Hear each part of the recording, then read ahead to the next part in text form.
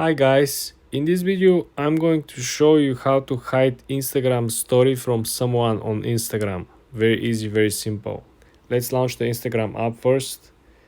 Then I want you to click on the lower right corner. Then go ahead and click on the three straight lines on the top right corner. When you're at the menu, I want you to click on settings and privacy.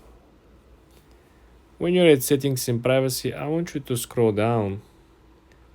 And I want you to focus on the section who can see your content.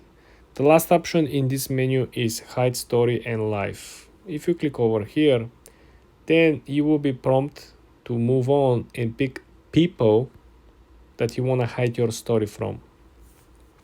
As you can see over here, you can also hide all of your photos, all of your videos, including the ones that you're adding as a story from specific people.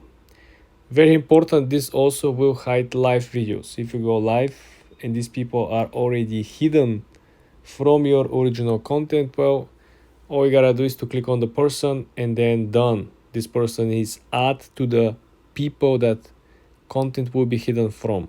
Very easy, very simple, as I mentioned. For more tips and tricks like this, guys, subscribe and follow for more.